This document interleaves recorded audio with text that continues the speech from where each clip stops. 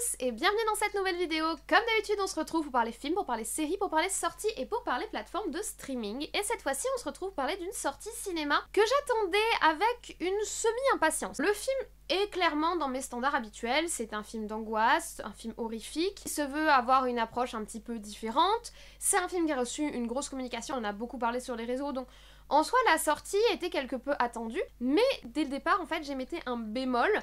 C'est un film français et j'ai beaucoup de mal avec le cinéma français, je pense que vous l'aurez compris parce que ça fait un moment maintenant que je vous fais mes retours sur ce que je regarde et je regarde très peu de cinéma français. Ça mériterait une vidéo complète pour qu'on en parle, mais j'ai laissé sa chance à ce film, je suis allée le voir le jour de sa sortie et j'ai essayé d'avoir le moins d'a priori possible. On parle de films d'horreur, on parle d'un genre que j'aime, donc je suis restée ouverte d'esprit et je suis donc allée voir le film Ogre au cinéma.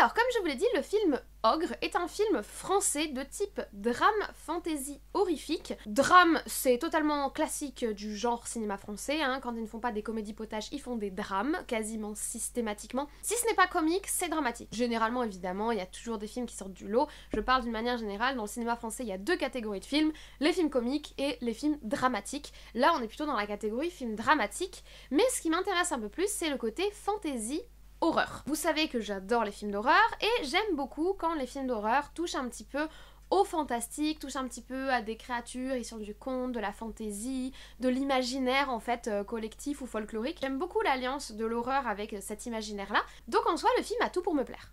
Il dure en tout et pour tout 1h43, ce qui est une durée très honnête, sincèrement, 1h presque 45. N'atteint pas les 2 heures qui deviennent quasiment habituelles maintenant qui font des films très longs, 1h43 c'est très honnête, et il est sorti le 20 avril 2022, donc ce mercredi. À la réalisation pour ce film, on retrouve Arnaud Malherbe. Alors Arnaud Malherbe, il a réalisé plusieurs séries et plusieurs téléfilms. Pour le moment, on le voyait plutôt sur le petit écran, si je puis dire. Il est derrière en 2020 la série Moloch qui passe sur Arte et qui a rencontré un certain succès. En 2012, il a réalisé le film Chambre Noire qui est dans le style thriller-drame, qui a également eu un certain succès et qui passait notamment sur France 2. Et si on remonte un petit peu dans sa carrière, il s'est fait connaître en 2006 pour le film Harkis, qui est un film qui traite du coup des harkis algériens lorsqu'ils reviennent en France après la guerre d'Algérie. Donc il a fait sa place en fait dans le petit écran et du coup dans les médias français. Il faut savoir que les médias cinématographiques en France ont beaucoup plus de liens avec tout ce qui est télévisuel qu'aux États-Unis. On a vraiment l'industrie du cinéma d'un côté, l'industrie de la télé de l'autre. C'est beaucoup plus séparé. En France, il y a un certain mélange, donc il n'est pas rare que des acteurs apparaissent à la fois sur le petit écran et sur le grand écran, et c'est pareil pour les réals ou les scénaristes. Le film Ogre a été diffusé en 2021 en avant-première au Festival américain de Deauville, dans la catégorie films français remarquables, enfin qui se font remarquer, et il est également passé au festival Gérard Mer, je sais jamais comment ça se dit exactement, donc un festival qui est plutôt lié au cinéma fantastique ou au cinéma d'horreur, et il a reçu des critiques plutôt positives globalement dans ces deux festivals, donc en soi c'était plutôt encourageant pour sa sortie cinéma.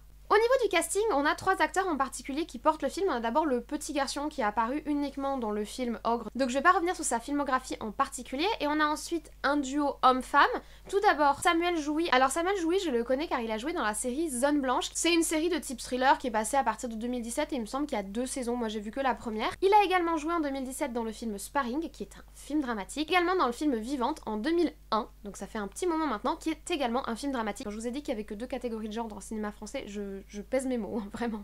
Il partage l'affiche avec Anna Girardot. On la connaît notamment pour avoir joué avec Pierre Ninet en 2015 dans le film Un homme idéal. En 2017, on l'a vue dans le film qui a eu pas mal de succès, Ce qui nous lie. Elle est également apparue dans la série La Flamme en 2020, qui est une série avec Jonathan Cohen, qui est extrêmement drôle. Pour le coup, j'ai beaucoup apprécié. C'est de la comédie cynique où il se moque du Bachelor, en gros, cette version comique du Bachelor. J'ai vraiment passé un bon moment devant cette série. Et très récemment, on l'a vue dans la série Totem qui passe sur Prime Video, qui est une série française sur l'espionnage durant la Seconde Guerre mondiale. J'avais regardé le début, personnellement, j'ai pas particulièrement adhéré, mais en tout cas, elle a joué dans cette série et c'est une actrice française qui a plutôt le vent en poupe en ce moment. Elle fait pas mal de productions, pas mal de grosses productions, et là on la retrouve donc en tête d'affiche, en premier rôle dans ce film.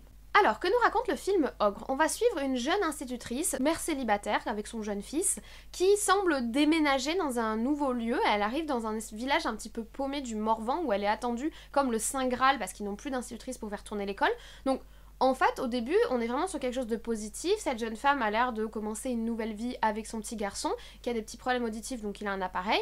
Elle est accueillie, elle est attendue, on lui offre un logement, etc. Le début, c'est le classique emménagement dans un nouveau lieu et une nouvelle maison, extrêmement classique des films d'horreur. C'est vraiment un cliché du film horrifique, c'est je déménage, j'arrive dans un nouveau lieu, un nouvel habitat, et c'est en campagne, parce que c'est très important, et c'est central dans le film, on est en bord de forêt, on est en campagne perdue.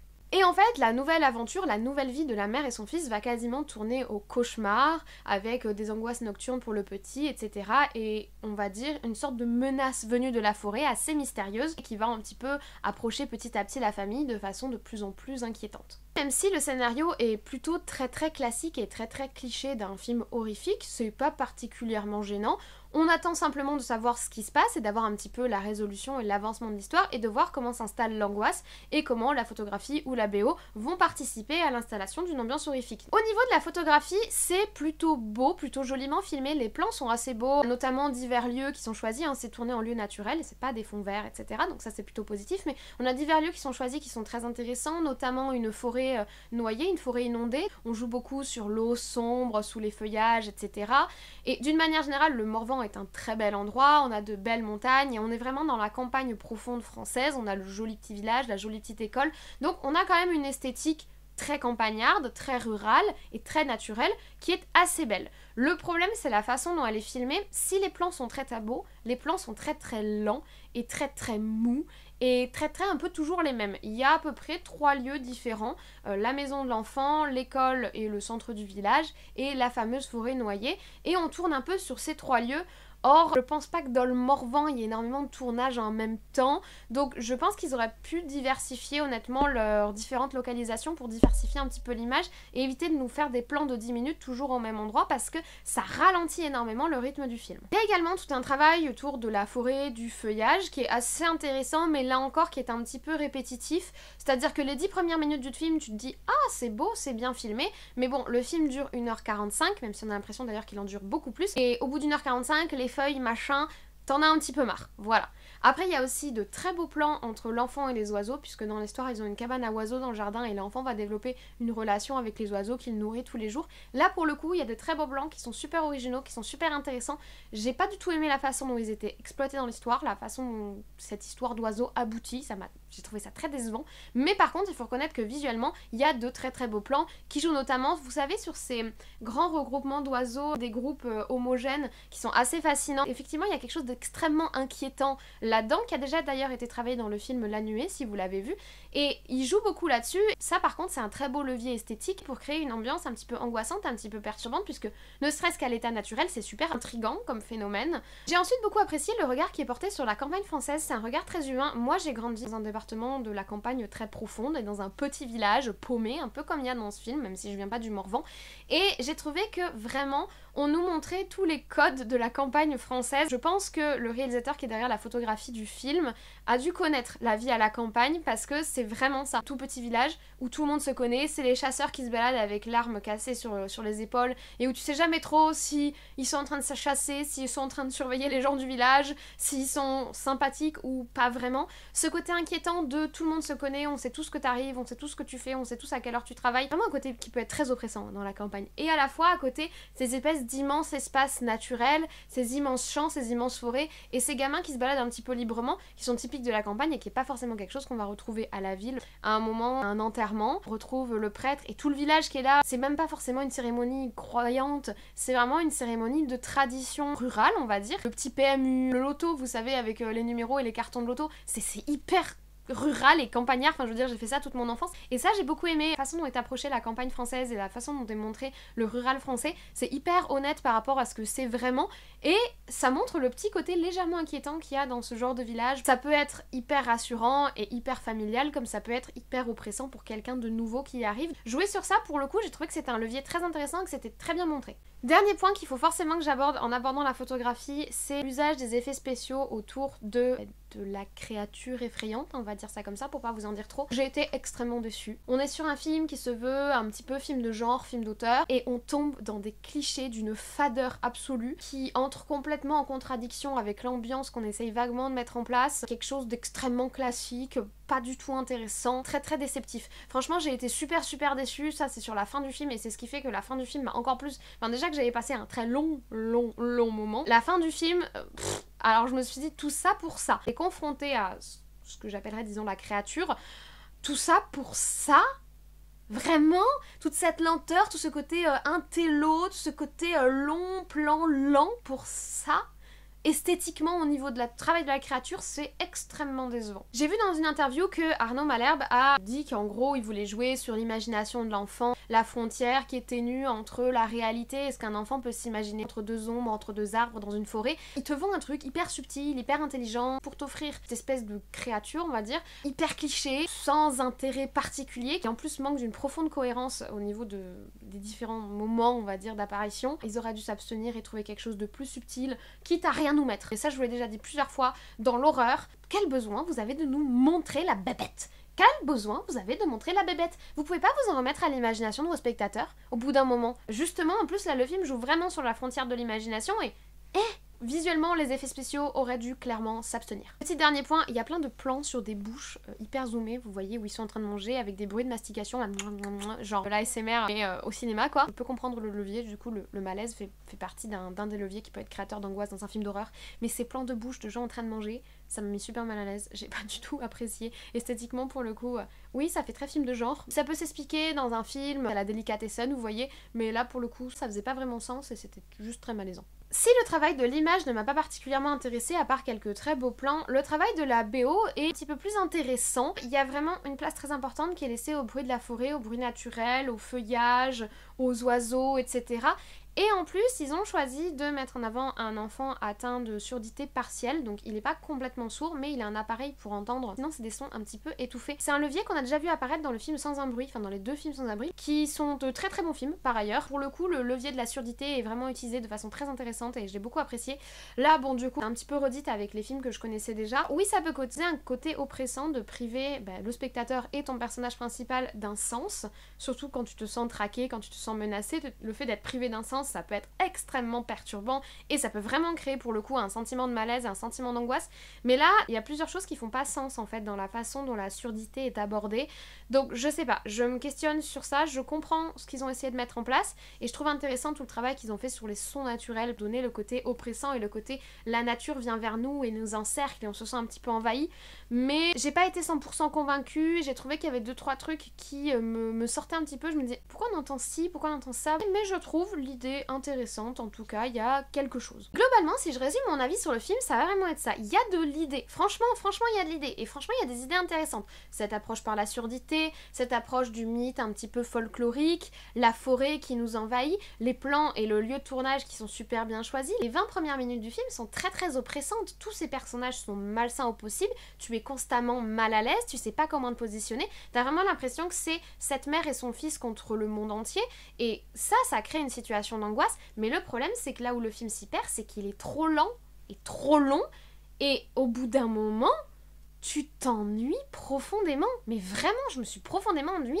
Le film dure 1h43, honnêtement, j'ai cru qu'il durait 3 heures. Plusieurs fois, je me suis dit, attendez, mais ça fait combien de temps là? J'avais l'impression d'être dans cette salle depuis des heures. C'est pas bon signe du tout, qu'il y a quasiment aucune scène d'action, aucune scène d'angoisse. C'est atrocement lent et c'est atrocement contemplatif intello. J'ai l'impression que le film est en train de s'auto-congratuler de faire des aussi beaux plans. Ils sont beaux tes plans, on les a vus, t'as pas besoin de nous les mettre 18 minutes. On a vu que c'était beau, t'inquiète, on a vu. C'est franchement une expérience fatigante, c'est fatigant. Il ne se passe rien du tout, il se passe rien.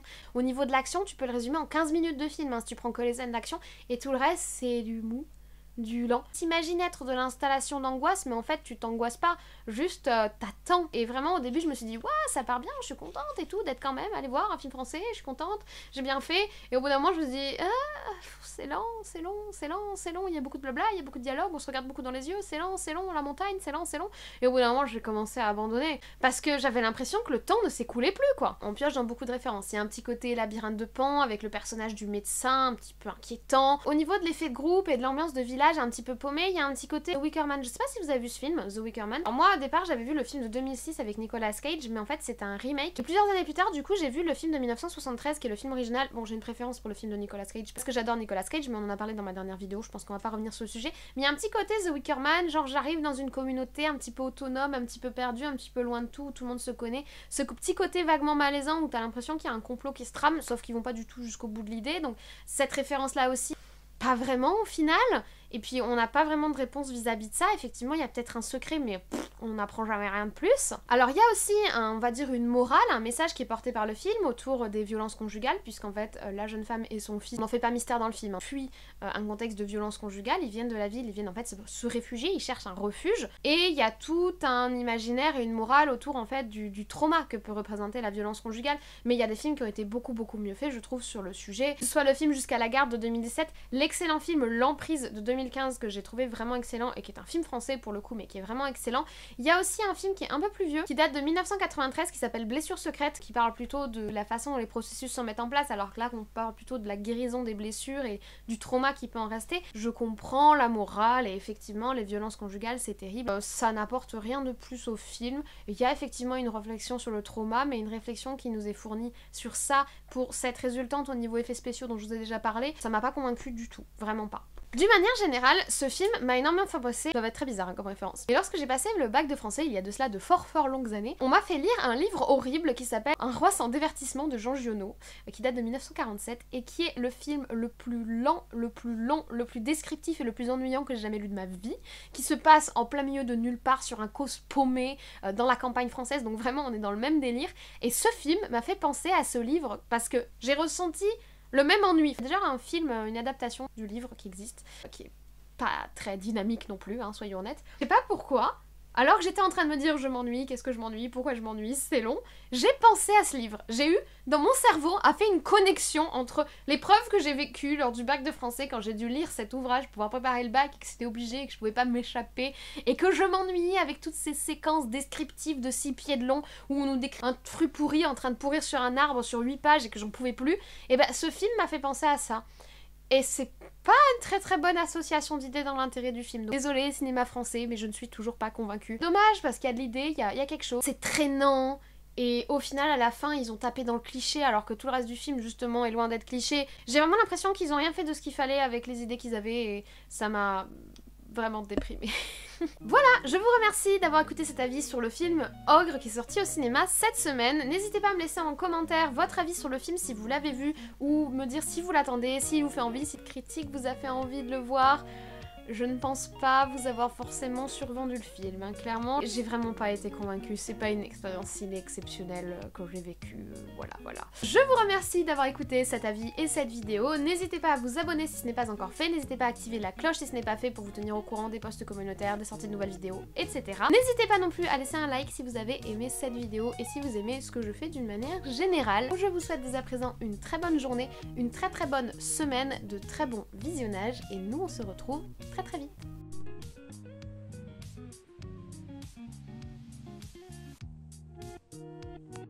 À un moment ils font le...